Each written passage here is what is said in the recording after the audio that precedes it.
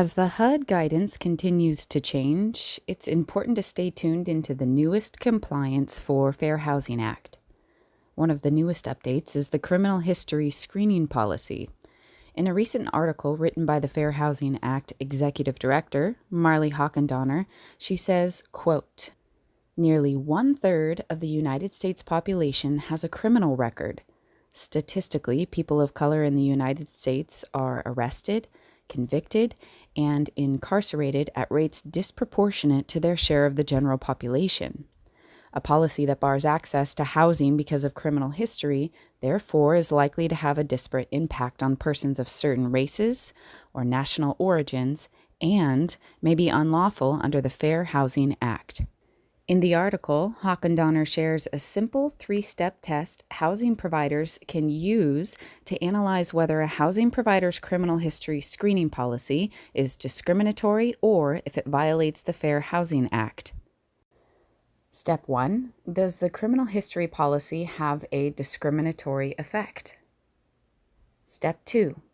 Is the policy necessary to achieve a substantial, legitimate, non-discriminatory interest? Step 3. Is there a less discriminatory alternative? In summary, HUD's guidance does not preclude housing providers from adopting criminal history-based policies.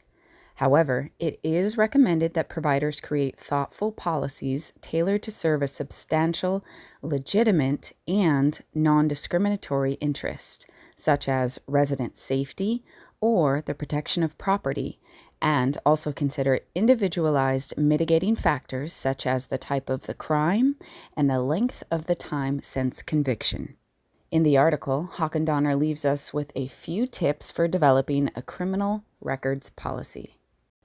First off, determine and state the purpose of screening criteria, provide safe housing for residents, minimize property damage, and so on. Next, do not reject applicants based on an arrest record. Also, list mitigating factors that will be considered as individualized evidence. And finally, delay consideration of criminal history until after financial and other qualifications are verified to minimize any additional costs that an individualized assessment might add to the screening process.